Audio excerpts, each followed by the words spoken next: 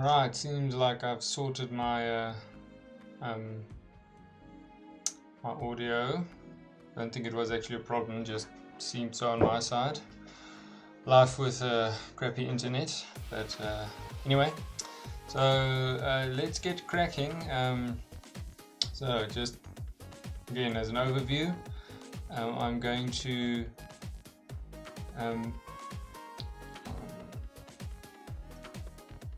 be I've got some till slips that I want to pass with Google's Vision API. Alright, so I'm going to be using Clojure for that. So let's get cooking. So first of all, what I already have here is a little project. And in that project I've got my deps.eden file, which with a few dependencies in there. Actually, I can remove this dependency. I thought that I would need to properly auth against Google's auth service, but turns out I can just use the API key that I get from the Cloud Vision API. So, but I just want to tell you about the three dependencies I've got here. I've got HTTP kit, which is a HTTP server and client, which I'll be using to just make the request. I've got Cheshire, which is a JSON library, a Clojure JSON library, so I can deal with the conversion between Clojure data types and JSON and vice versa. And then finally I've got the Clojure data codec that will help me because I need to submit the image as a base 64 encoded string. What I've also done is I've got my API key here. I've got some images, so I can show you the images for interest's sake. So I've made some assumptions because I don't want to deal with the full complexity of a till slip. So I've just cut off the bits that I don't care about. Again, this is a side project, and I don't have lots and lots of time to deal with these things, but I've got my slips cut out with the relevant data. As you can see, it becomes interesting. So here we bought like 2 pairs of napkins, so there's some weird spacing issues there. Same for, I think, for this slip, but now it's kind of turned around. So yeah, so what I'm going to try and do tonight is get this one. I'm going to start with this one, get it recognized, and then see what we can get out of the data. Alright, so let's get cracking. I've called this project Fred, just because I think Fred is the guy that would deal with my receipts. So thank you, Fred.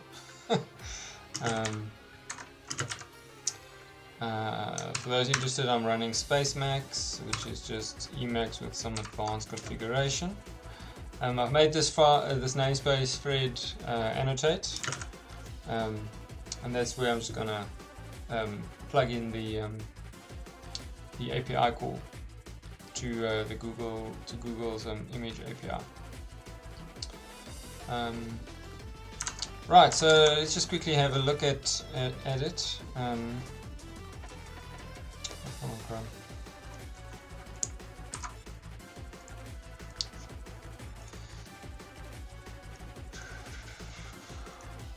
Just grab the URL.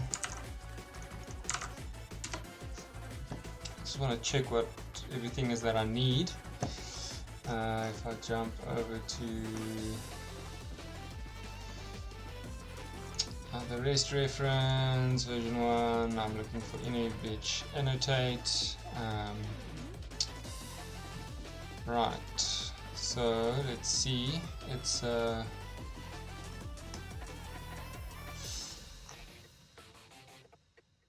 post to that URL.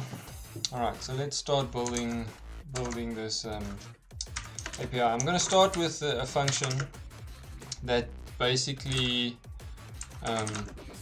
is just the request, and it's just going to build up the request object that I'm going to send to HTTP kit. So first off, we'll start with method, and method is going to be post, so it's easy like that. And the idea again with this is I'm building up the data around the request. So I want to build up the data, and then I'll give the data to the client, and then it will fetch it. I don't know if that makes sense. Then the URL.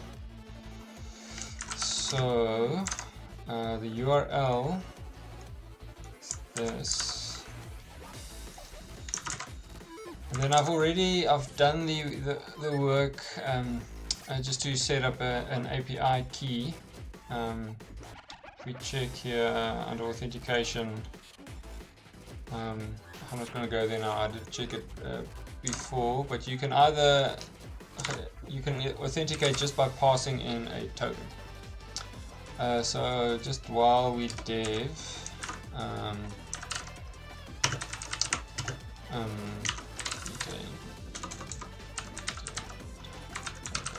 going to put a placeholder over here. I should jack in and start my repo. Otherwise I can't do nice interactive development.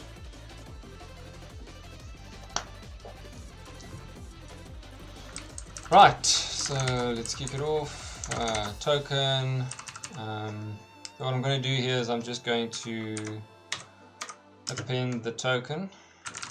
So if I evaluate that string, that's just the string with whatever my token is going to be. And then I tested this earlier with the curl, and it takes quite using curl, and it takes quite a bit of time. So just given my slow internet and everything, I'm just going to add a timeout of 5 minutes. So timeout here is typically milliseconds, so I'm going to take 1000 milliseconds and times it by 5 minutes. Probably just do that. How many is that? 5 zeros.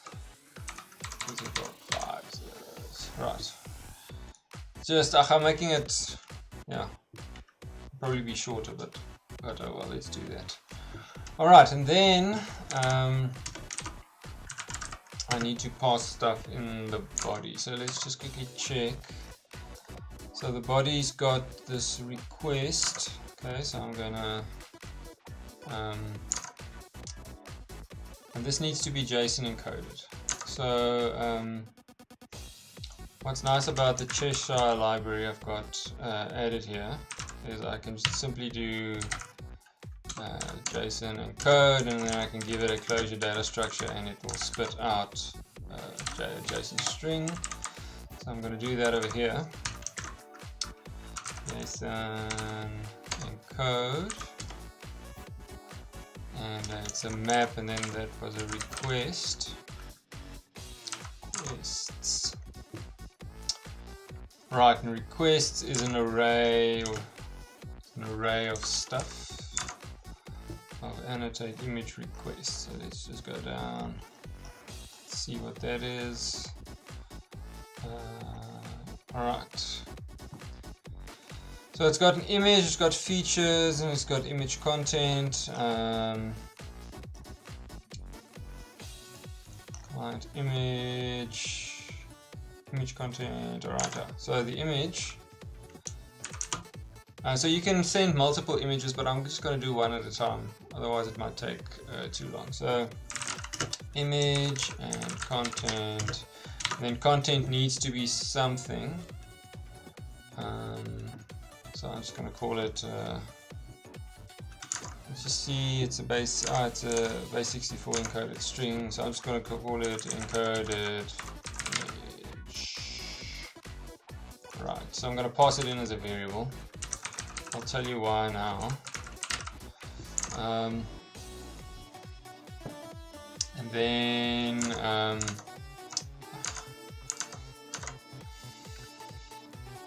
what else was there? There were features. Let's see what features are. So there's features.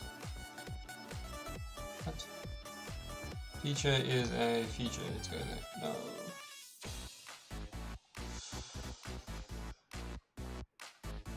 Type, a max result, and a model. Okay, so here's the types. Alright, so I want text detection and document text detection. So I want to do these two.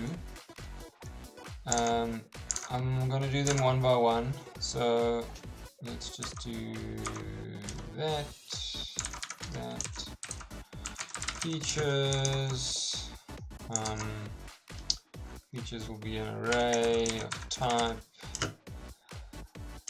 And then I'm just going to copy these over just so that I have them. So I can hard code them in there, or I can pass them as a parameter. I think I'm going to pass them as a parameter. Yeah. Alright, so let's do annotate type. Feature type. Feature type. Right. Feature type. Right, and I think let's just go back and see. I think that's it. Image content, additional content that may accompany the image. I'm not going to send that. Image source, external source. That's if you're using cloud storage.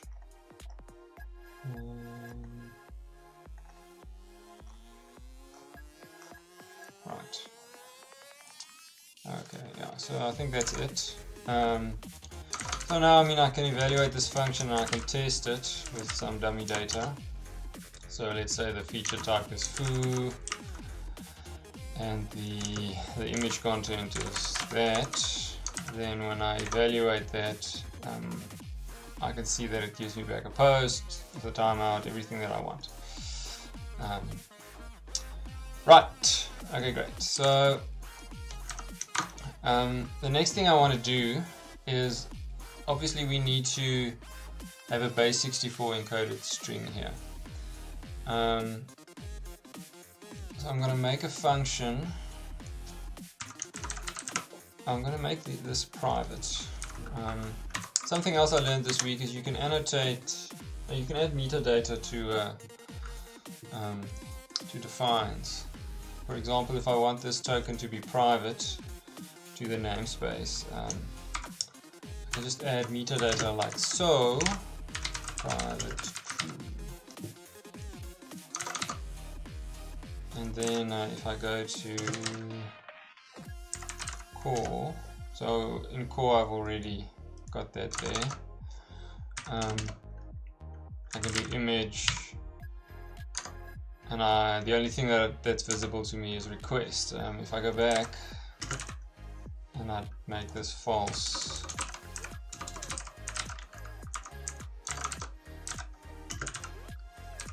I should technically be able to see it here. There you go. So then I have access to the token,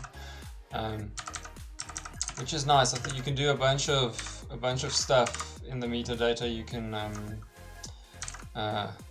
You can set arguments. You can set a doc string. So if the define is a function, for example, you can have arguments in a doc string, etc., etc. So, all right, this is private. Let's just leave it at that. Okay. All right. So, encoding the file. I'm just going to call encode image. So this will take a path. So what do I want to do? Alright, so I'm going to cheat a bit. I googled how to do this. But anyway, so it's fairly straightforward. The first thing I'm going to do is I'm going to say my file.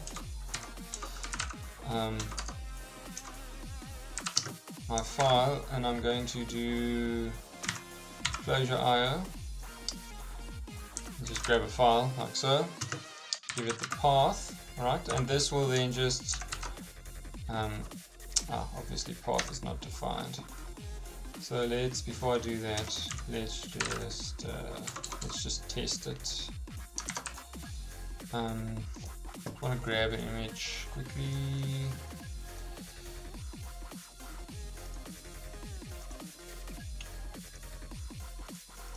Let's do that one.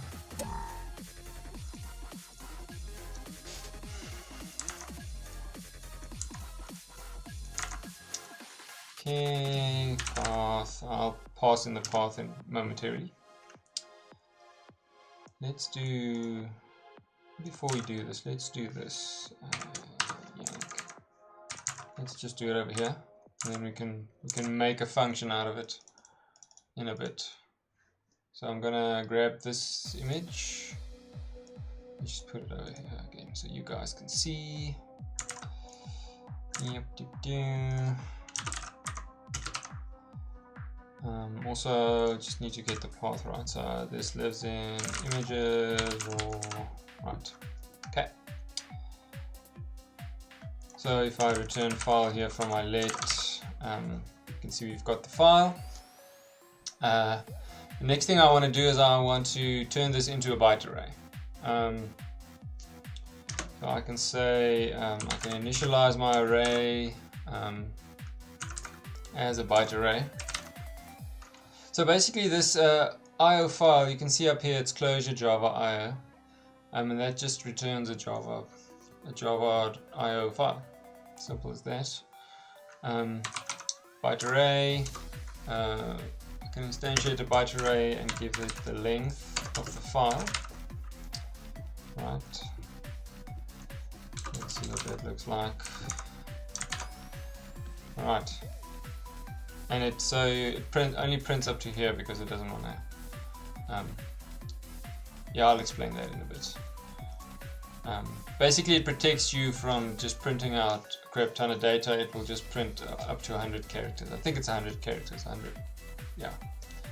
Something to that effect. You can change this by setting the print length, but this is fine for now.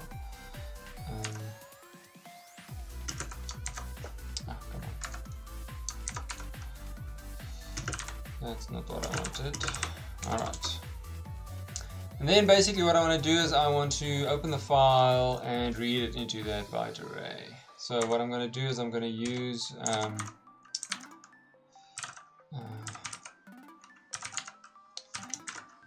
with open. That would basically close the stream. So I'm going to have an input stream of Java IO. I wonder if IO gives me an input stream.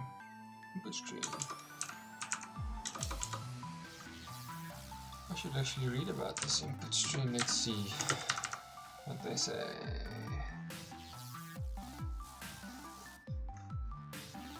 Okay, I'm tired to learn something new. Let's just do a Java IO file input stream, and this is a constructor, so the interrupt says you just add a little dot and then I give my file there to that thing, and then I'm simply going to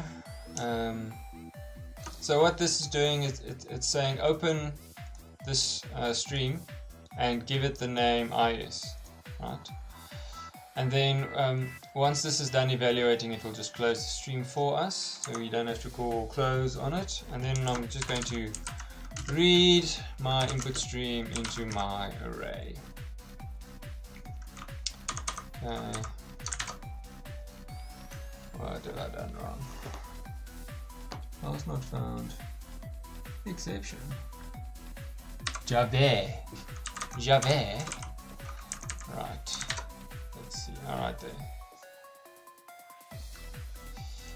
Okay, so obviously that's not what we want.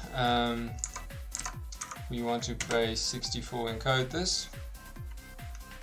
So what I'm going to do is I'm just going to call initialize a string for base 64 encode chuck bit from the Clojure data codec, pass it the array, and then just it should be UTF-8.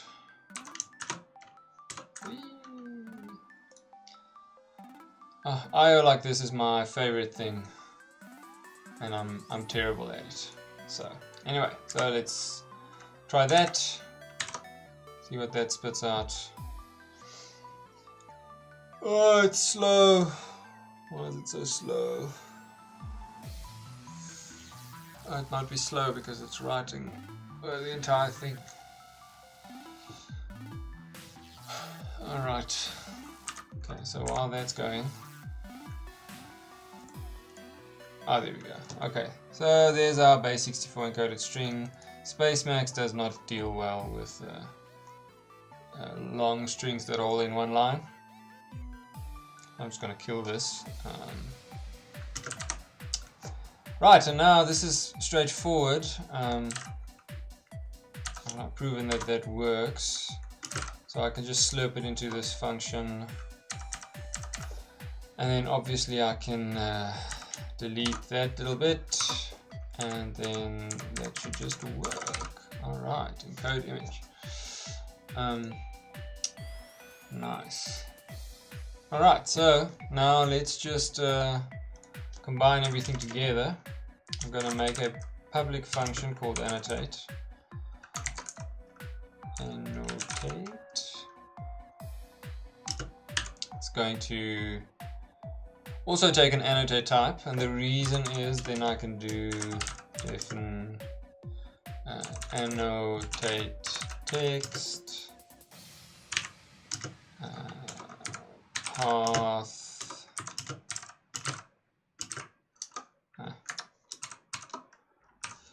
and then this calls, let me just evaluate that thingy,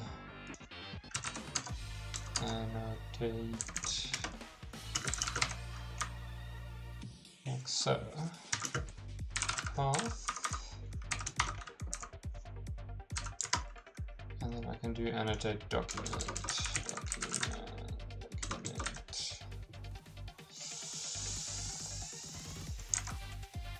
Put that there.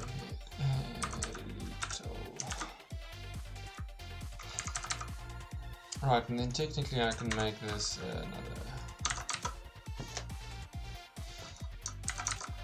Okay. Right, that's funny. Funny that that's working. Alright, so we want to do what I call this feature type path. Then what I'm going to do is I'm going to say image data is I'm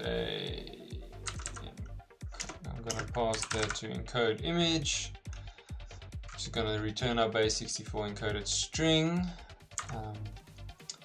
Then I'm going to pass that to the request. I can probably pass the token as a value as well. Let's do that. So we'll say featured, we'll say token, and this thing can go away. Token, get the token in a second.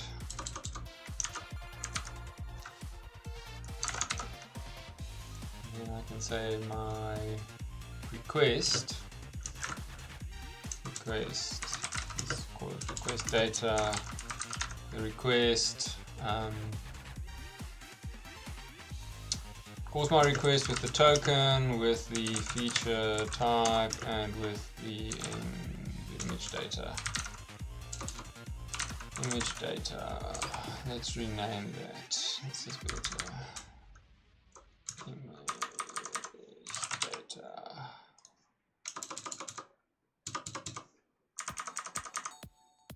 Image data. How is it our crappier? With open comes from the core library. It's just there. Clojure.core with open. Right.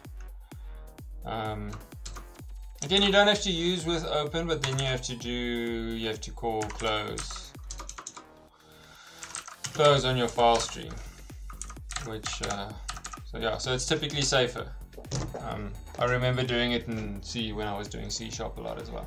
Alright, anyway, so request data, that's just my request, and then I'm going to grab my response, and this is where I'm going to use the HTTP-Kit client library. So org HTTP-Kit.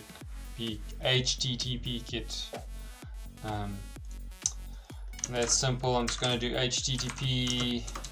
Let me give you an example. So you can do HTTP get. Let's get what? Google.com. Right. And that returns. It doesn't return the actual. It returns a promise.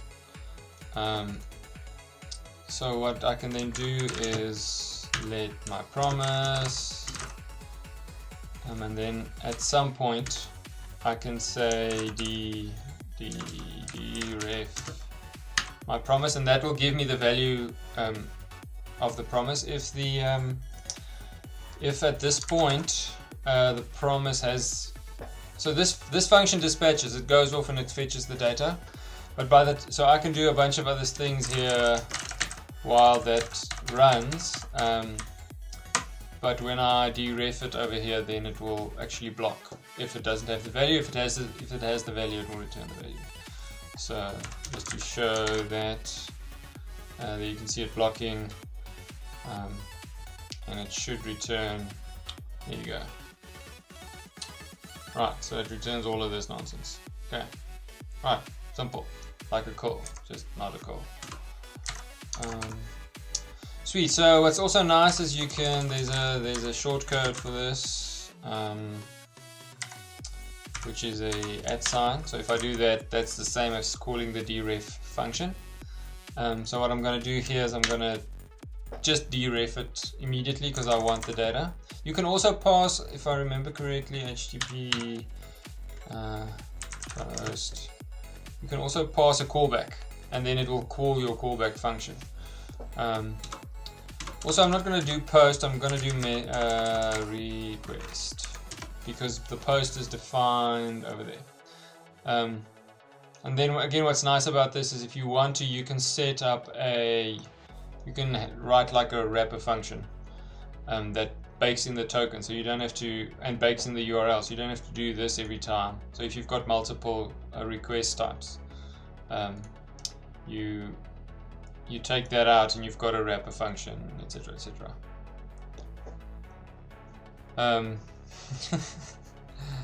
Yes, I only read it now, your answer, your question that you asked 5 minutes ago. So sorry. Let me actually check if low latency mode is on. I think it should be. I usually turn it on. Anyway, alright, back to business. It's taking longer than I expected. There. Alright, request. Pass in the request data.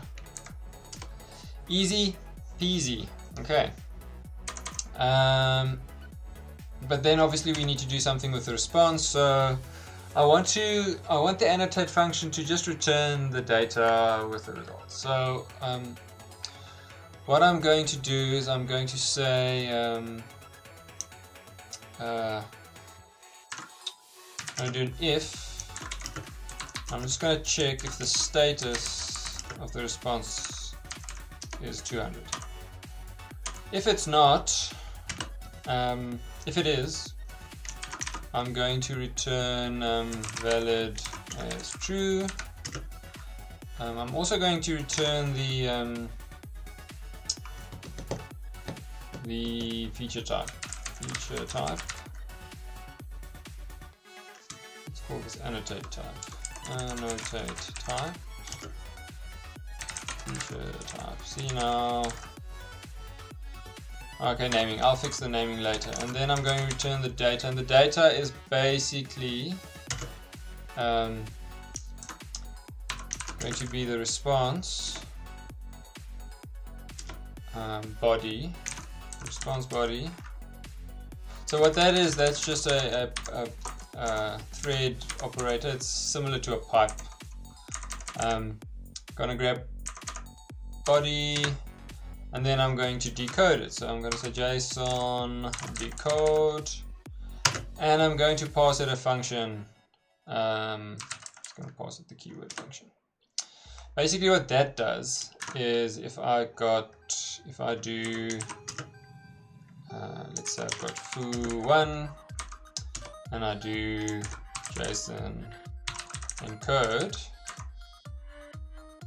right, that's going to return a string. But now if I do JSON decode, my keyword, foo keyword here is going to be a string. So I don't want that, so I'm just going to pass it a keyword. So it's going to run that key, it's going to run that string through this function and then return something. And then return that instead. So I mean, this can be anything. I can do an anonymous function string foobar. So now all my keys will just be appended with foobar. So, but that's stupid. Another way to write this is just saying JSON. Anyway, I'm not going to show you that. That's silly. The thread operator is nice. It passes it also. Basically it will, a body is a keyword body there acts as a function, and then the results of calling that function on that response gets passed as the first parameter. So this is called the thread first operator. Yeah, alright, that's right. And then if it is bad, valid, I'm going to say false. And I'm going to say annotate type, type naming. And I'm going to say the error. I'm just going to save the response, but I'm going to desock the response. So I'm going to desock the opts. The reason I'm doing that is because this contains the original request data. Then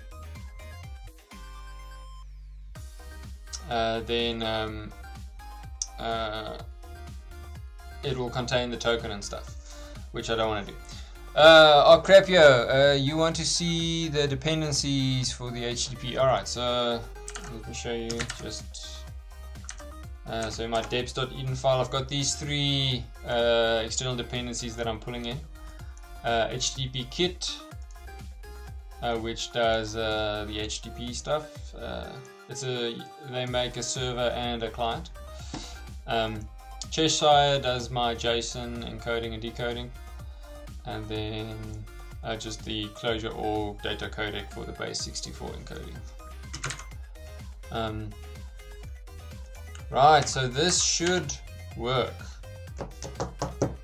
Okay, I think I'm going to just run it. Okay, so that one, let's see here.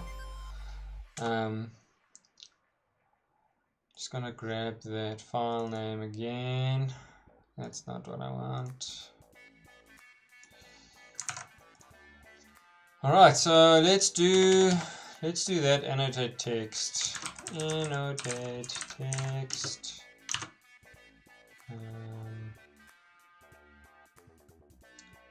Image.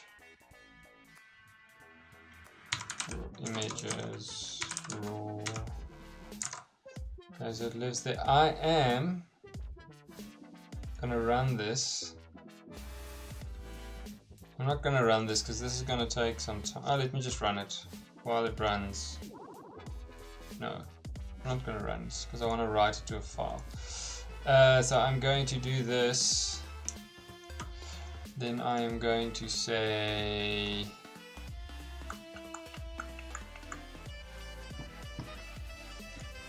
let's do that. I'm going to run it. It's going to return some data. No, let's do it like that.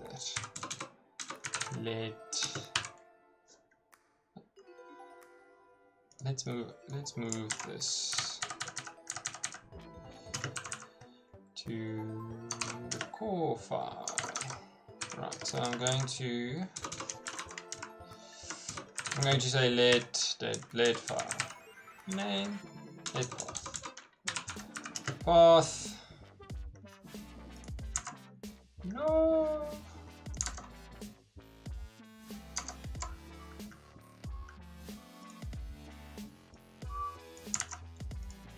Alright. Here's my path. Let's call it file name. File name, and then image path is going to be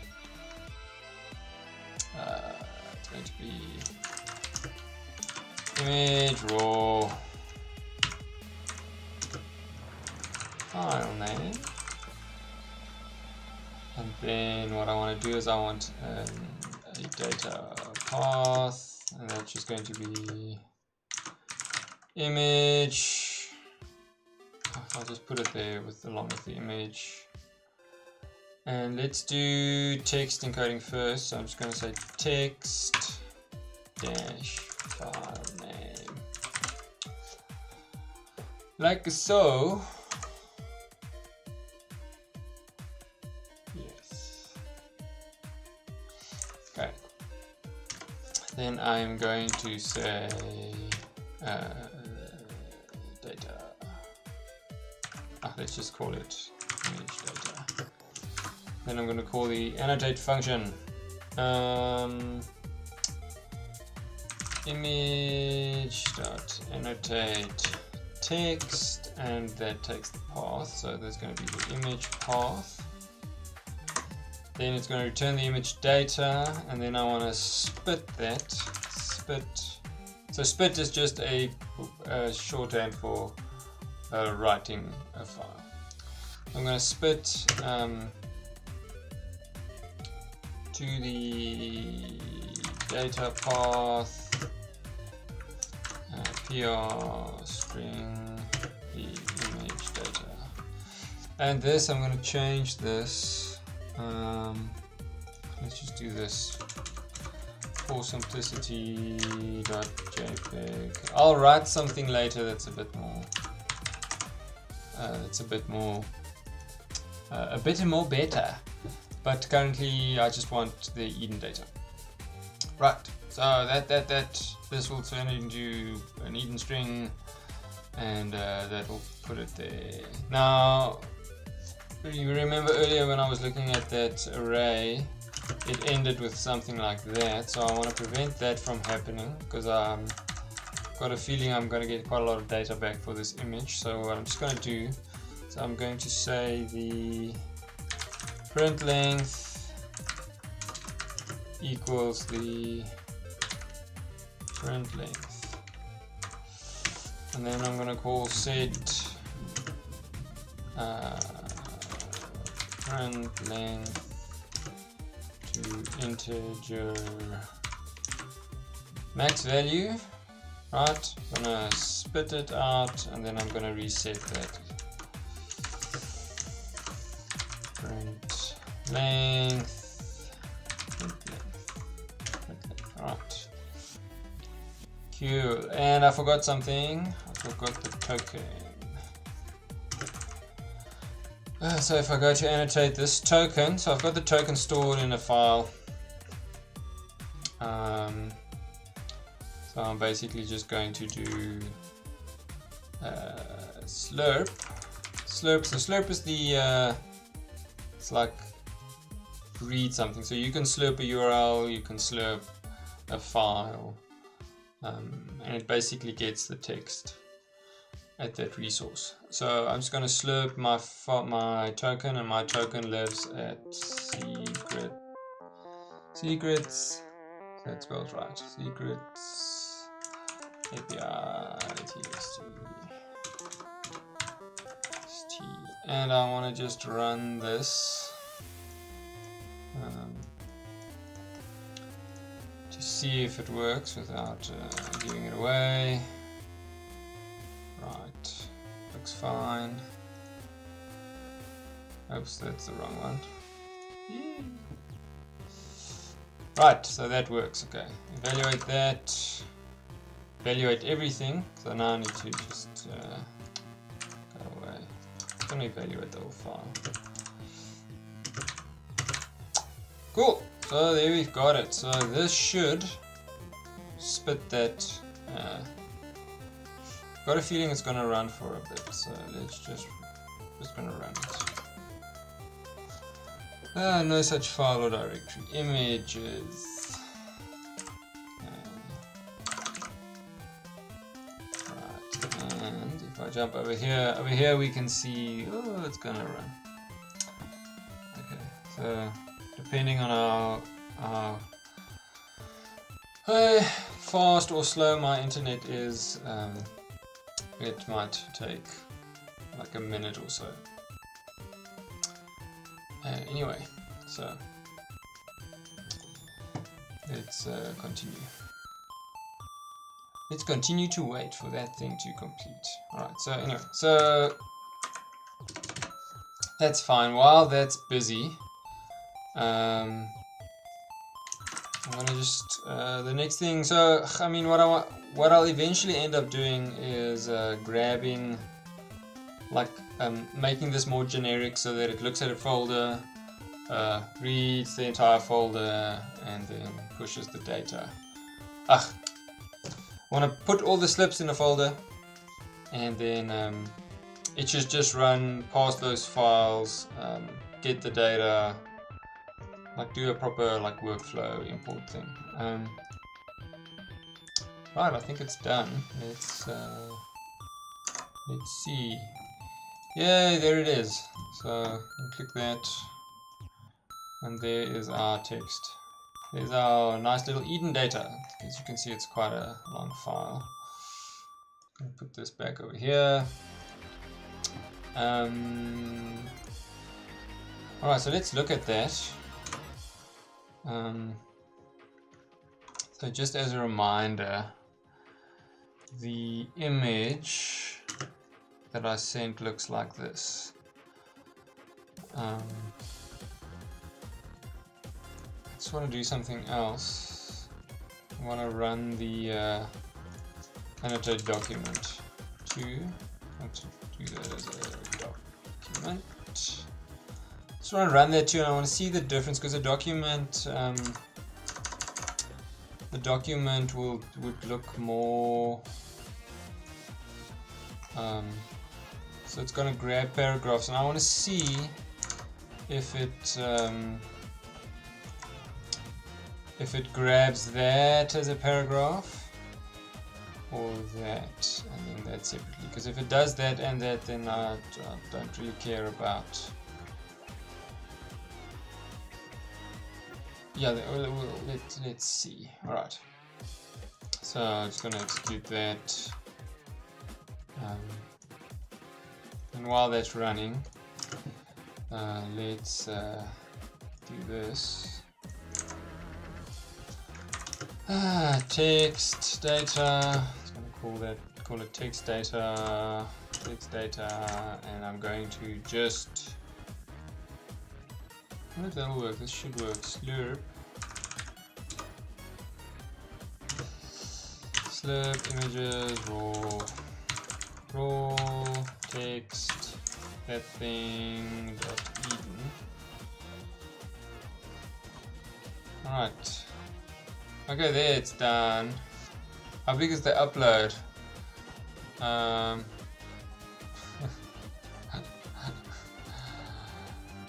Yeah, so that's probably so Crapio says base64 has got this cool trick where it turns 10 kilobytes into 87 megabytes. That might as well be the case, although I doubt that I would upload 87 megabytes in on my connection while streaming.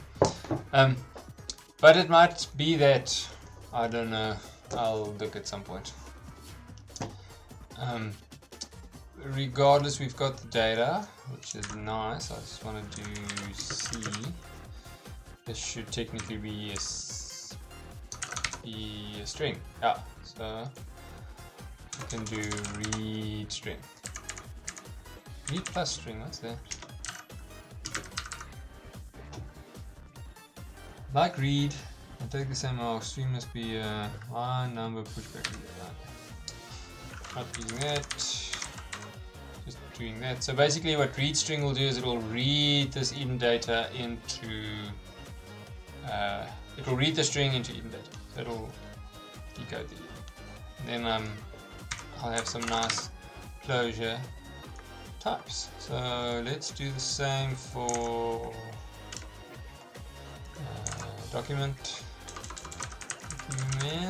data.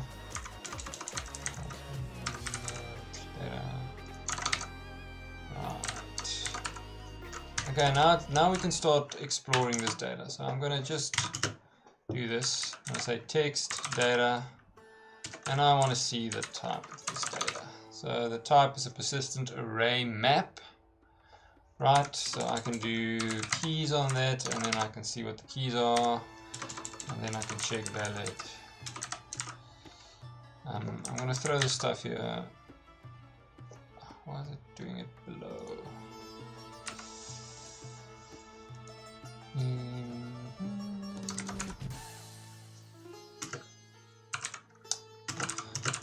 Right, so the text data is valid. Just check the document data. Document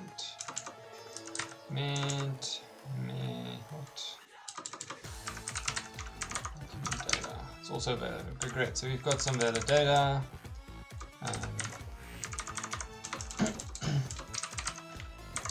So we've got data, obviously, and that data is a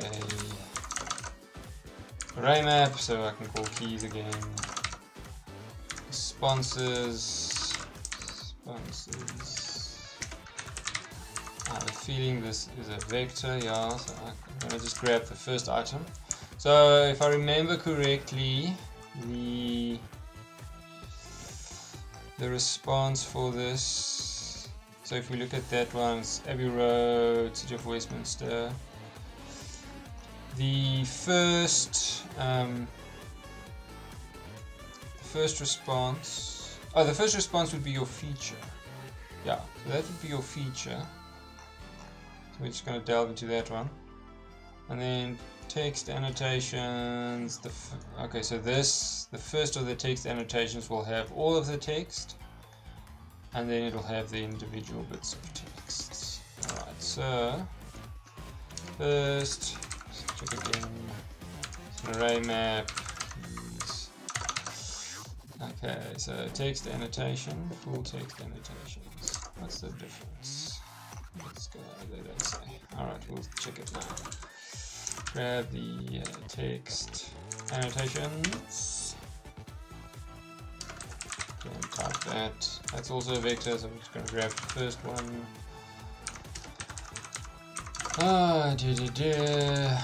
Keys. Alright. Locale, description, bounding poly. So let's just check here what they said. Description, that's the text, bounding poly. Right. So I think it will be safe. This will be small enough to just print out. Great. Okay, so we can see the English. That's nice. Barbie, Cosmet, BPAC. Okay, alright. Tab. So if we look at the image, they're reading that, and then they're reading that. Okay, that's fine. Let's get the second one and see what that is. So the second one is just Barbie. So it just literally read Barbie. So I'm assuming let's just do that. The third one is going to be pack. BPAC. Cosmet. Yes, okay, so that's right, yeah. Okay, so then the fourth would be the next line. CTL. Okay, great. Okay, that's fine. I'm going to pretend first that the document data works the same. Document data. Yes, and it's doing the same thing. Okay, so it's grabbing that and then that. Let's look at the second one. It just grabbed V. That's interesting. So it grabbed V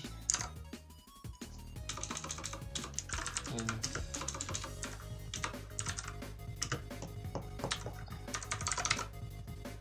Harvey. Okay, so it's pretty much the same as the text data. Okay, so I'm just going to use the text data. Right. Okay, so what that means is that I've got this word and I've got its position. So I've got that corner, that corner, that corner, that corner, and then I've got that word, and then I've got my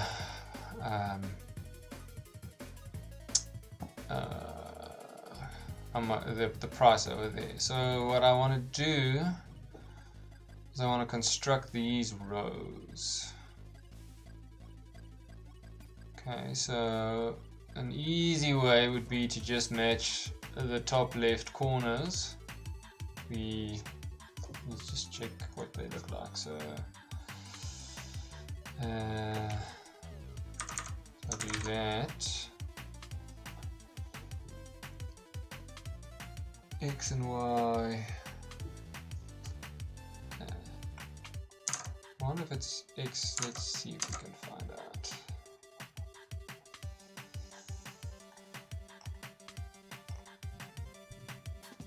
I wonder how they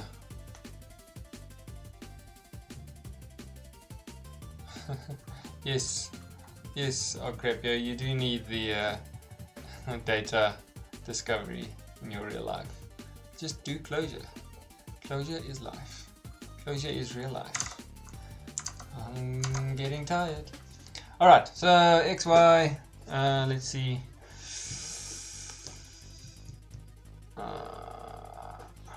Okay, anyway, so what I'm going to try and do is grab everything that's on the same row. But now, if I look at 2, so we've got 65 over there. Let's do this. Let's take the first. So 1, 2, 3. Let's take those 3.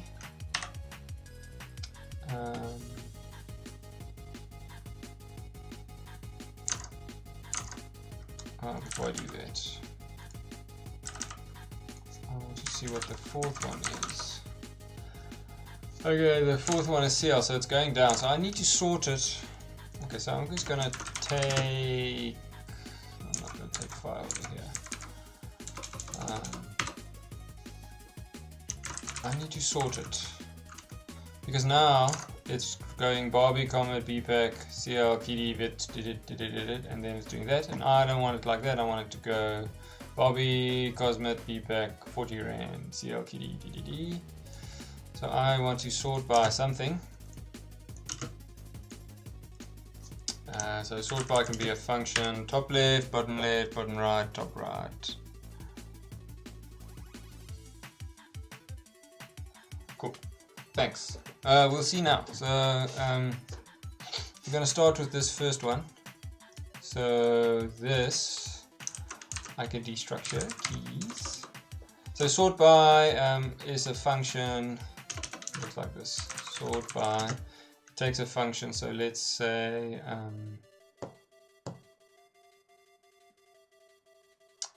identity. I'm just going to sort by identity. So sort by the value that is there.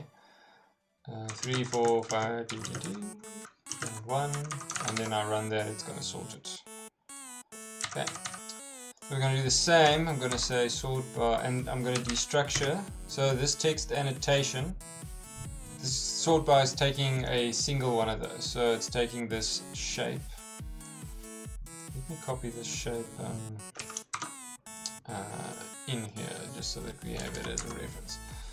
Okay, so I want to destructure that.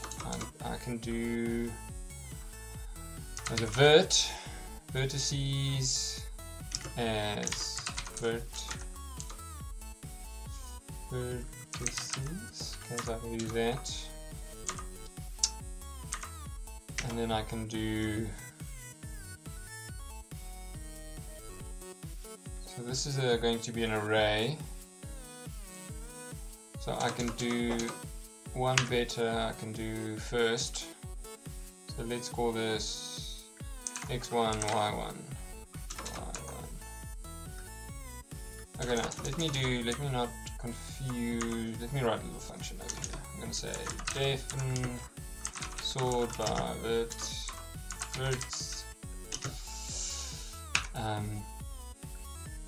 No.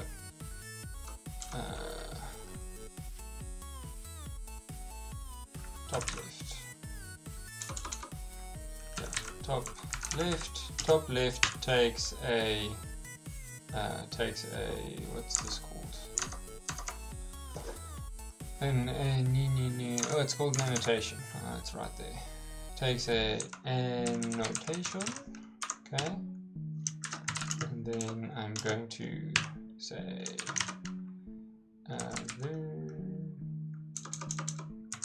get the vertices from the annotation, and then I can technically do this. I can destructure it again, and I can say this is x1, y1, x2, y2, x1, y1, x2, y1, x2, y2, and x1, y2, right, from the vert. And then I am going to return, so let's return the x from x1, y1.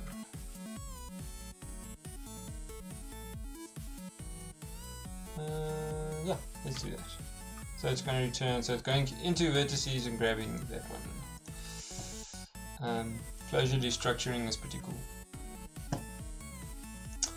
Okay, so then sort by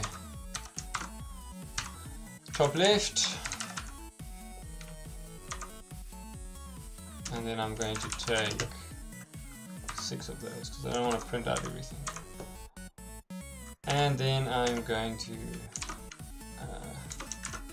map the description. Right, let's see what this spits out. It's broken! Oh, this needs to be thread last because sort by takes the collection as the last thing, as does take and map. So typically you use thread first if you're working with maps and stuff. So a soak and this soak, etc. And then you use thread last if you're using collections. So let's just do that. Right, okay. What I also want to do is I want to, before I do this, I want to ignore that first one. So I'm going to take rest. So rest just drops the head. Okay, so this should work. Bobby, Cosmet, BPack, CL Kitty. Let's take the Y one.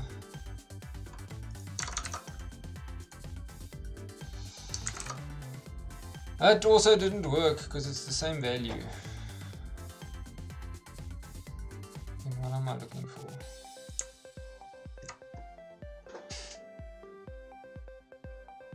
No, man. Let's just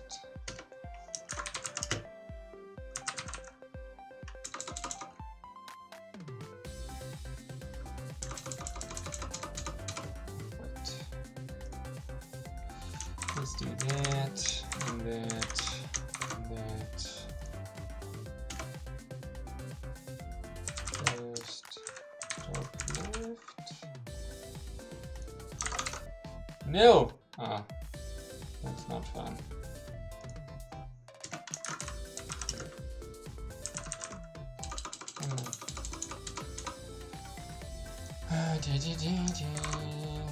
What is first?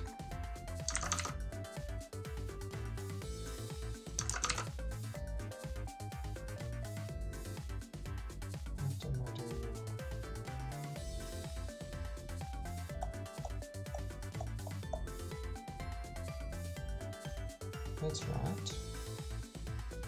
Okay, something is funky with my function. Let's just see if I can get the right thing over here.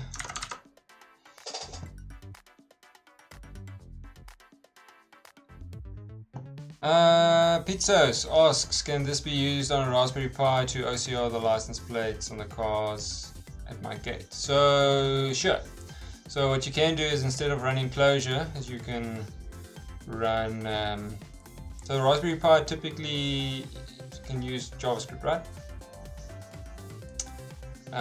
So instead of targeting Clojure, as I'm doing now, you can target Node. And Node or JavaScript or whatever you need for the Raspberry Pi, and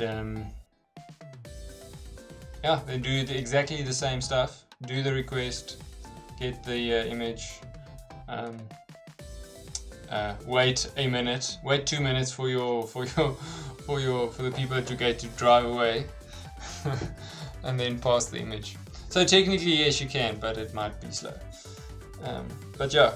Everything I've written here, not this part. So I mean, you'll do so, not that. So over here in the annotate function, I use files and stuff over here. So this is JVM specific stuff, but you can replace that with JavaScript, and there is a ClojureScript HTTP library that you can use. So yeah, my answer is yes, you can do it. Learn Clojure, learn ClojureScript.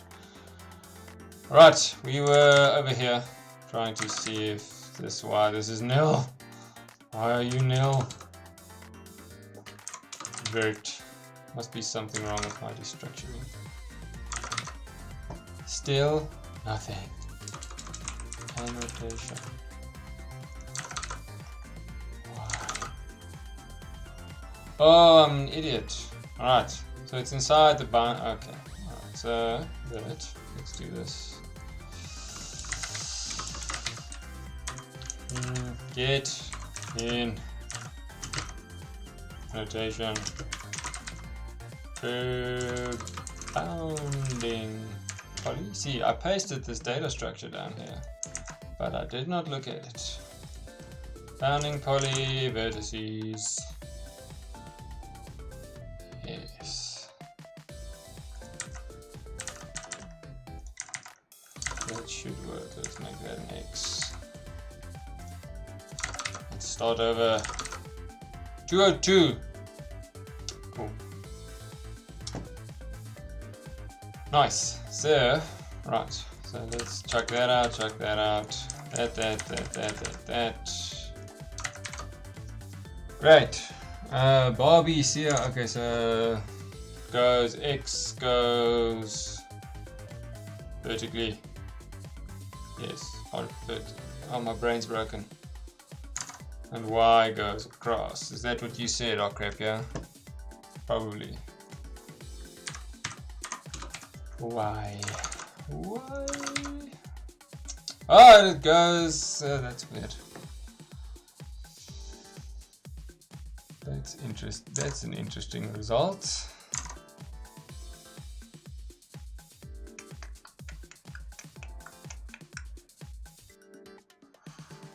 Why is it doing that? Is it now putting? Oh my gosh. Oh, I'm stupid. I took 5. So it's going doop, and then that one, and then that. I'm stupid. Right. Okay, so it's backwards. Oh, I want to reverse it. Yes, sort by reverse. Let's see if that works. Should work. No, 30 tab extra. Yes, okay, let's not do that.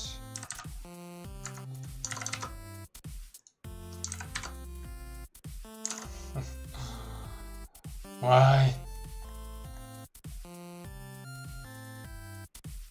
Okay, I know what I need to do. Okay, so cool. That gets, don't have to reverse it over there. This gets everything in, I'm just going to take 5 again. Let's take the 10. Okay, so this gets everything in the row. And then what I need to do is I need to group them by their individual rows. Yes. Right, so we need to group by, so what I want to do is I want to group them. So everything that's in a row I want to group, and then once I've grouped them I can sort them again. And then I've got that row and I can get it in the correct order. Is there another way? Let me think. Group by, group by. This can still be X, right?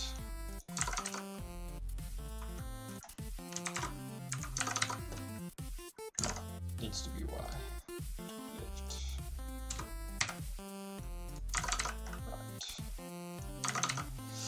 Right. Okay, group by, what do we call it? Group by init row.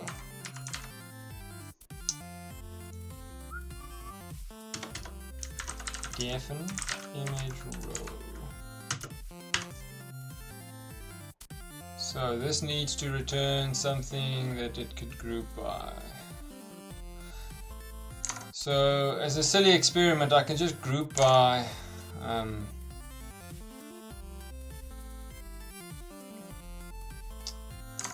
can just group by that X value. Right, so I've sorted it and then I group by the, I don't have to actually sort it, just group by top left, but that might be a bit, that might not be great because it, if the image is slightly skewed, that number could change and then it's going to give you some silly results. So let's instead not do that. Let's also not sort.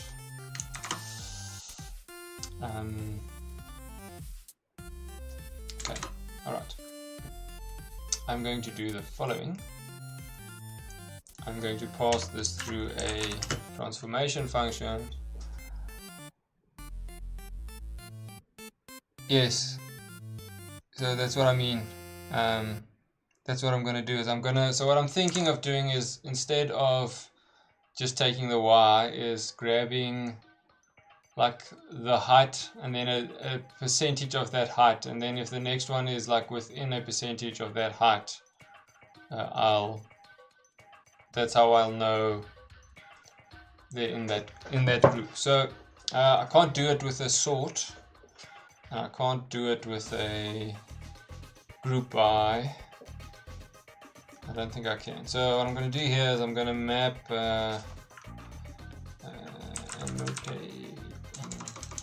extract. What am I going to call this? Annotation data. Right, and that is going to look like this. I'm going to say let data. Let's check if this is working. Yes, that works. I'm going to say let the data, and then I'm going to say return the description.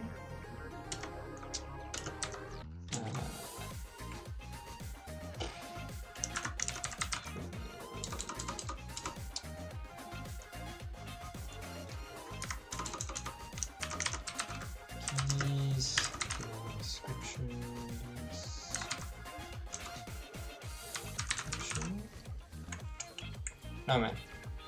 Yeah. So that's going to be the description. And then this is going to be top left.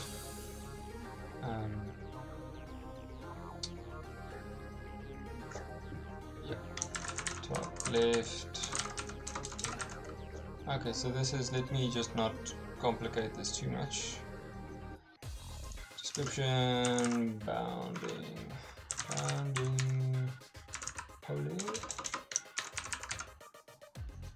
poly, and then I'm going to do x1, y1, x2. Just gonna grab this function over here. To do that from the vertices of the bounding poly, and then I'm not going to do this as an annotation. I'm going to say, so I can't do the annotation. Annotation, the top left, which is y of x1, y1,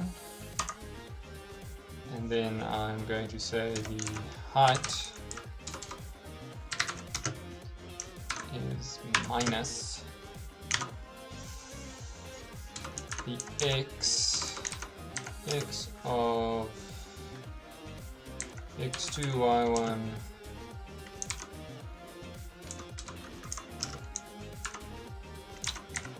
x1, y1. Let's see if that works.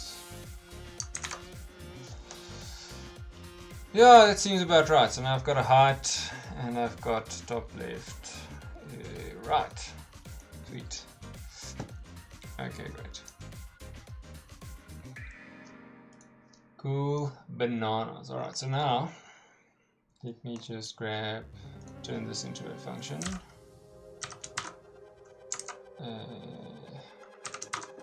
I'll put it up here. Call it, I don't know.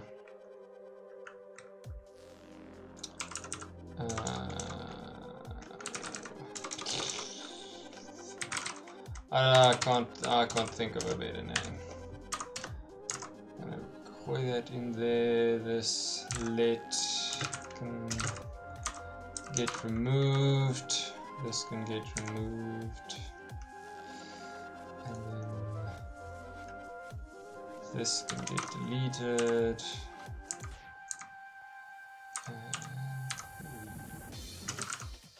Right. Let that goes there. That goes there. Where's this let?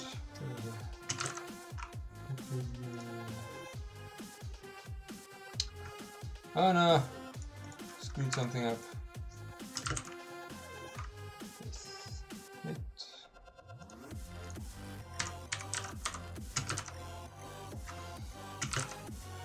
Okay, alright, there's the function. Cool, so we can grab that. I'll call it annotation data. Ugh, fine. Boring name is boring. Again, let's just delete all this.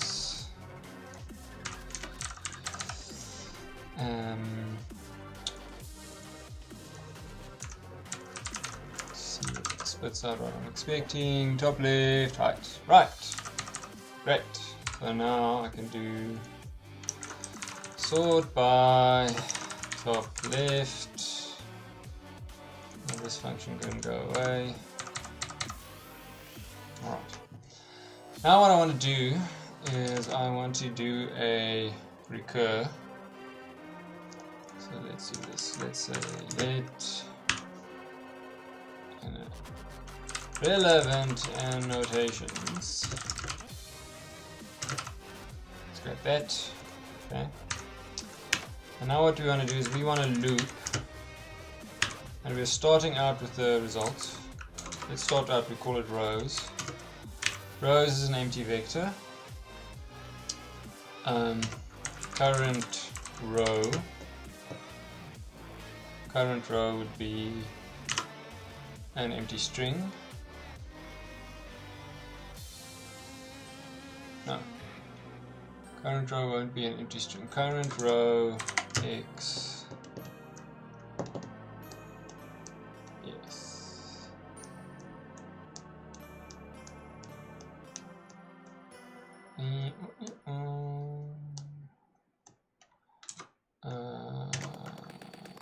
And then we'll call this, and I'll think about that one, what that should be. Annotations. Annotations, which will be the relevant annotations. Okay. So what I want to do, current row, I'm just going to call it annotation. I don't have to do that. I'm going to do this. Okay. So rows, annotations, relevant annotations. Okay. I'm going to say if empty the annotations, return the rows. Else let next annotation is first.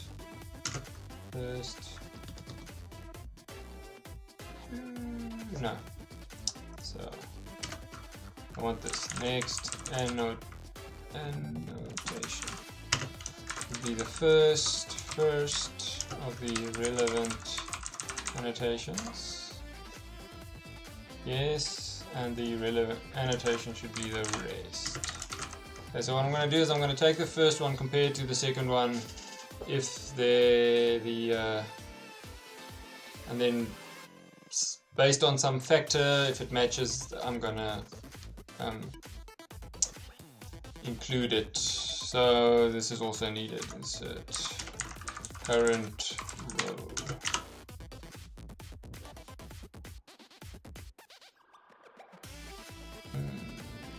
Current row would be the description.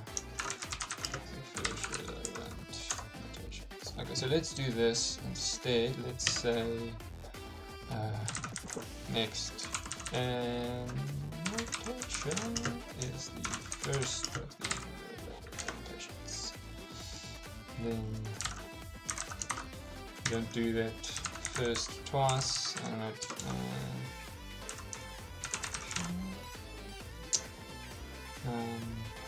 And this is fine because you can do first on a null. Just return null,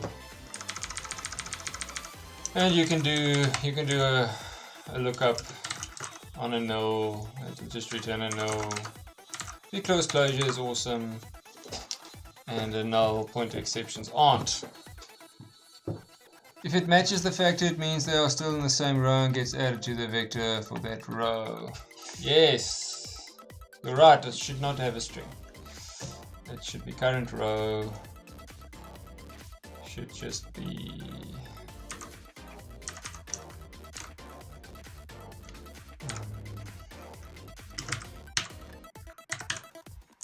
okay, so current row is the next annotation. Yes, because they sorted. Yes, and then next annotation is going to be the next annotation, which is fine, and then the remaining annotations is going to be those. Right. Let's call this current annotation. Current annotation. And my skills are bad. Current, my text skills annotation. Sweet. Right. All right. So here we go. Boom, boom, boom, boom. So the next annotation is the first of the annotations. Right.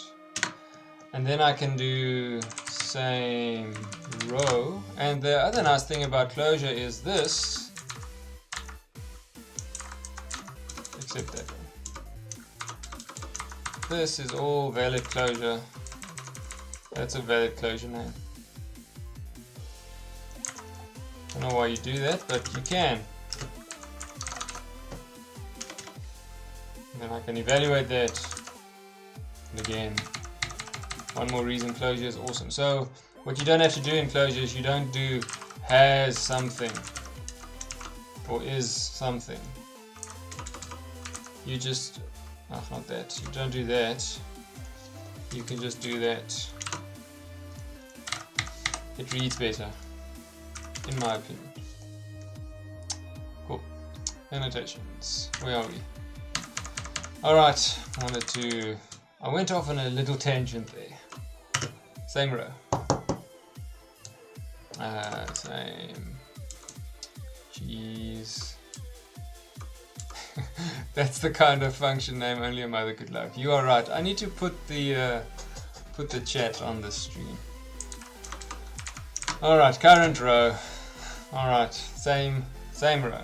I'm gonna make this a function. Same, just so that we can let's call same row, and it takes the current annotation and it takes the next annotation. I'll make that function momentarily. Let's do it now. Define same row. See, now I've added that terrible name and it's now there. A1, A2. We'll do false. Oh, let's do true. True. Run a little test, see if the code works. Same row, okay, great. Then we simply say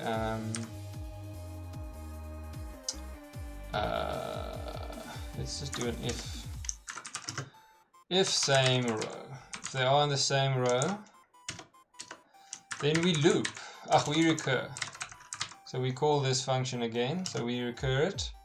Rows don't update, so we just call it with rows.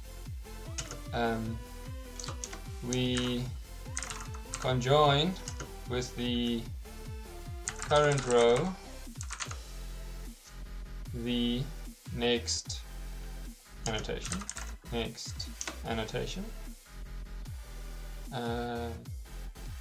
Right, yeah, that's right. So we take the current row and put the next annotation on there. Our current annotation becomes the next annotation. Next annotation becomes the current annotation, yes, and then our annotations, we just say rest of the annotations. Nice. If it's not the same row, we recur. So if it is the same row. If it's not the same row, we conjoin the rows. So we add the current row into the rows result. Rows into the current row. Yes. So into the rows we add the current row. So rows would ultimately be a vector of vectors like so of annotations.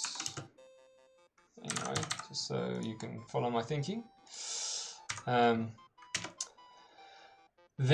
the current row is just the next annotation. So it's a vector with the next annotation in it.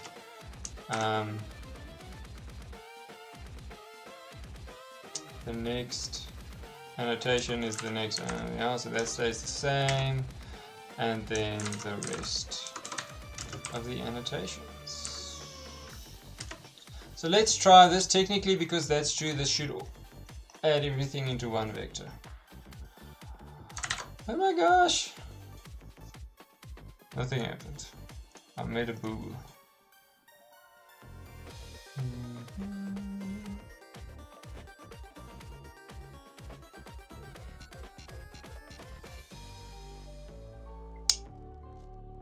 What?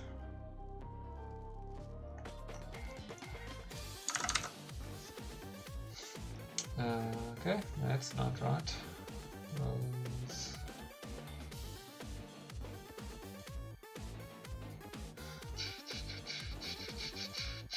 Let's do this and do that.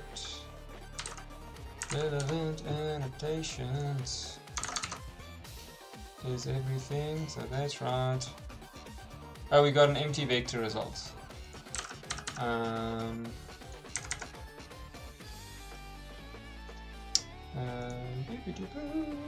Let's not do that. Oh wait. What? Let me just see. Ugh.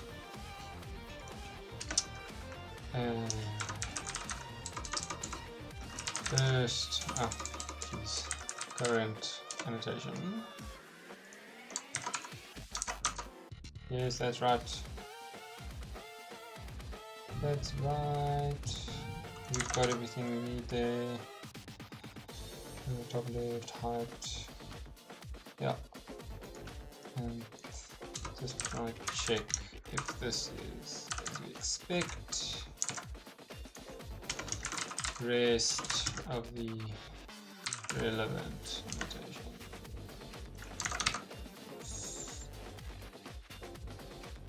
Yes, so that's also fine.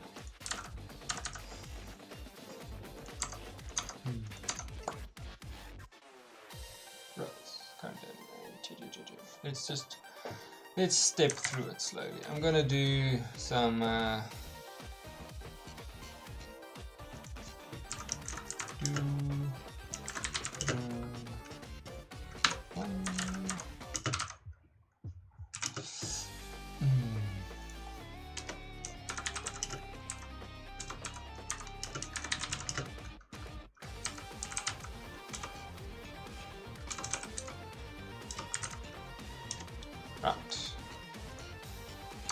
And that over there. Check the output. Alright, so we're getting here at least, and we're getting same row true every time, so that's right.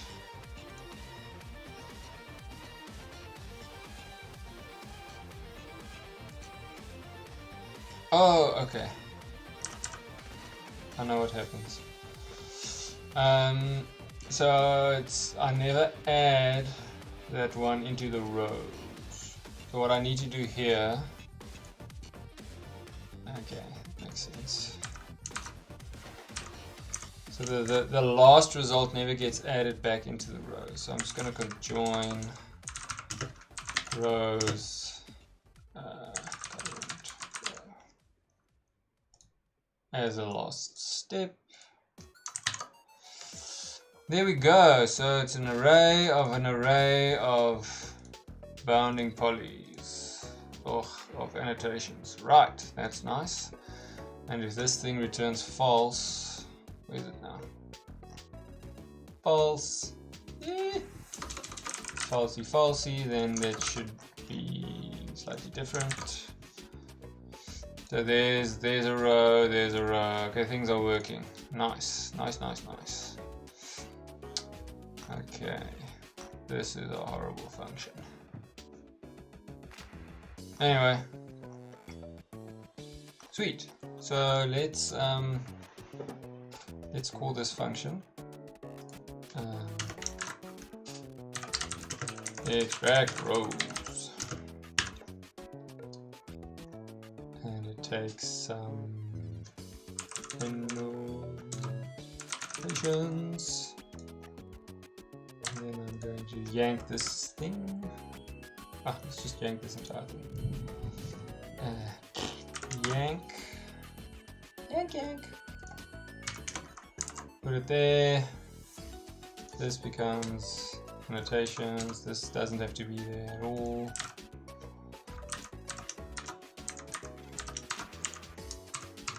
Grab the current annotation from annotations, relevant annotations here just becomes annotations. And then I've got my extract row function. Could probably be cleaner, I don't know. That's fine, it's working.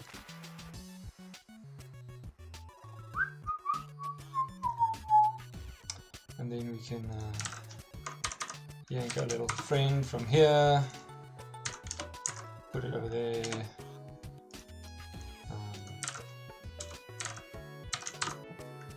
This one goes upstairs.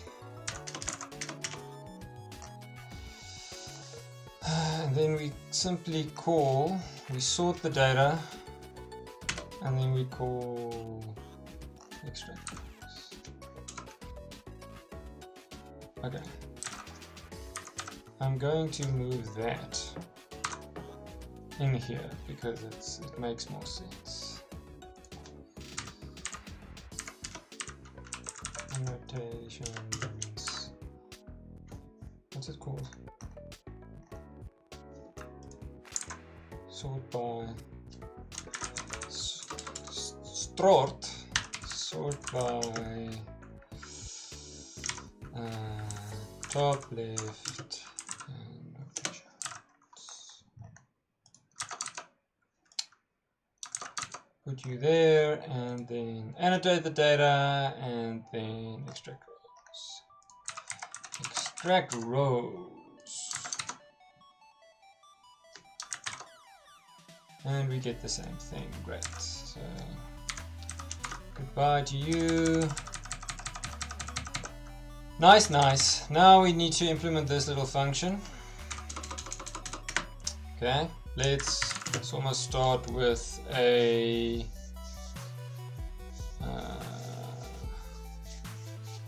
oh, it's getting late. Let's just do this this little row and then I'm gonna go to sleep. Alright, so what I want to do is I want to get the height. So let's get the what do you call it?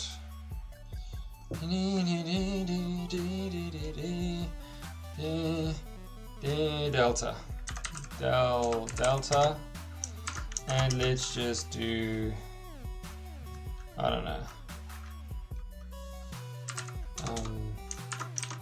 height of A1. Let's do like 10%. Let's do 50%. Why not? Right? Let's do 50%.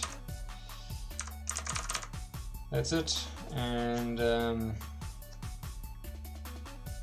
that's the delta.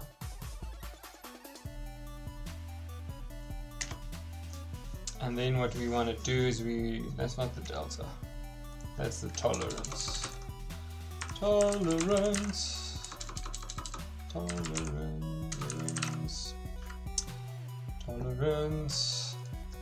The delta, I don't know if that's the right name, is the height of A1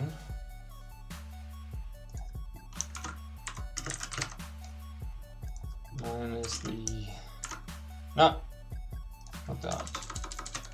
Top left of A1 minus the top left of A2, and let's just do math ABS. Right, delta, and then we say if the tolerance is greater than the delta. Is that right? Delta. Yeah. So if the delta is smaller than the tolerance, then that makes more sense. If the delta is smaller than the tolerance, then it's the same row. Does that make sense? I think that makes sense. Let's see.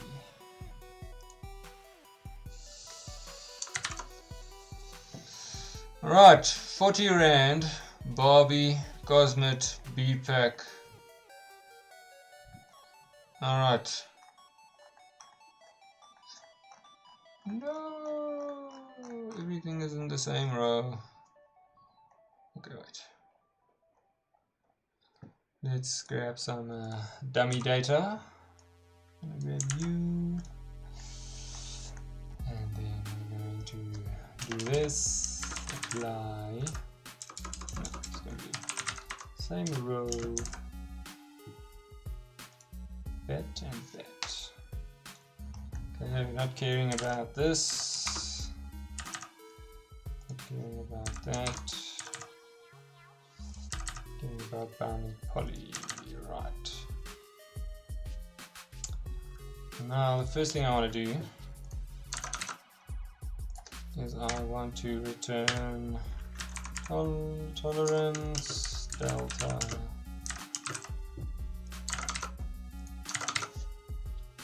okay, so the tolerance okay, delta, that's fine, that's fine.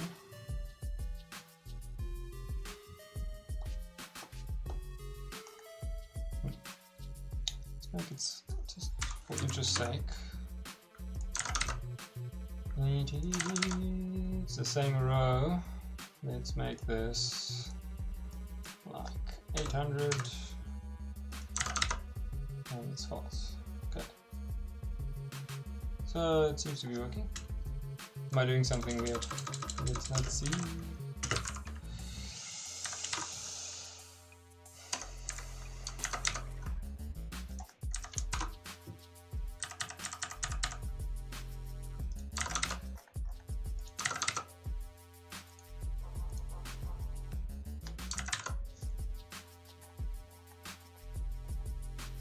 Yay!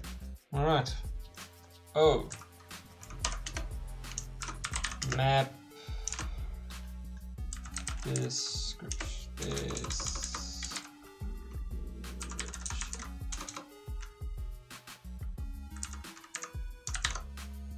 Nil. Oh, go away.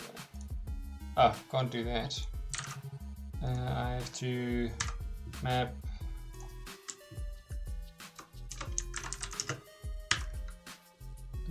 Row map description.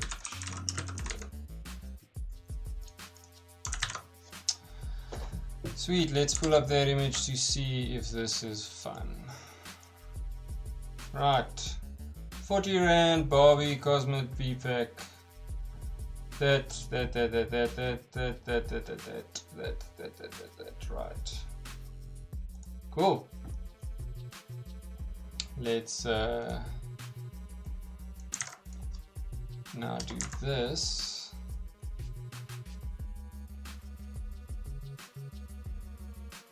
And then we'll do sort by top left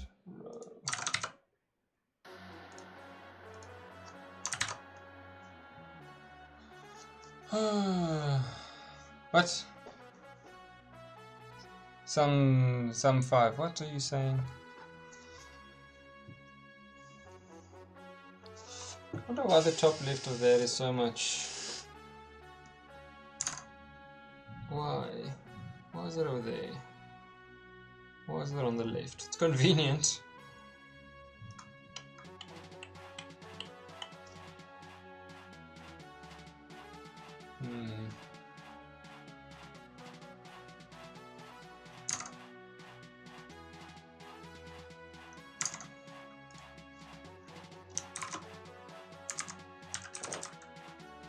Because I want to get the row right, so I want to get the rands on the other side. Let's see. Top left. Yeah, top left. Oh, I need to do it. Alright. So let's go over here.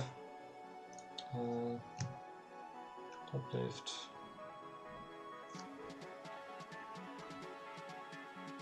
No. Wait.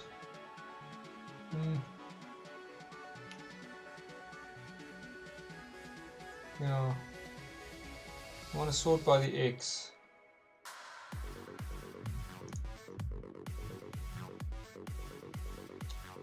I don't know. Sort index. I don't know what to call it. Index.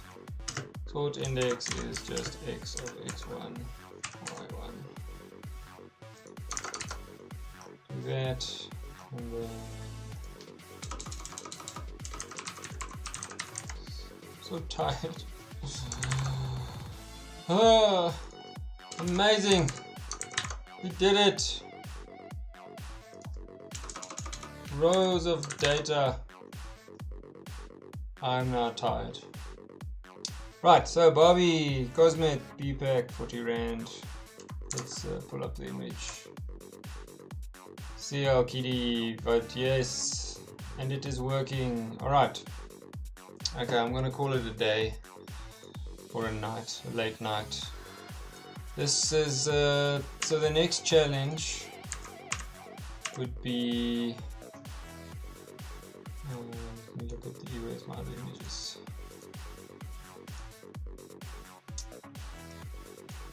So if we look at this little checker slip, if you buy multiple items, then the first line is indented. Right, so it's indented a bit. And then, so technically that and that is a row. And also then there's another one where it's the reverse, where that and that is a row. Which I'm pretty sure we can just deal with in here. And then, so what I did with these is I've got the names, I've got the name of the store in the file name, just as a again, just as a thing. So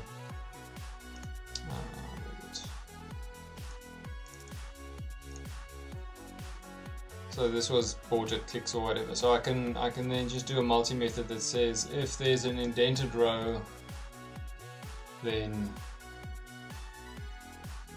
yeah, I can do something. But I'm not going to do it now. I'm going to call this a day. Thank you for watching, and yeah, have a good evening. Bye.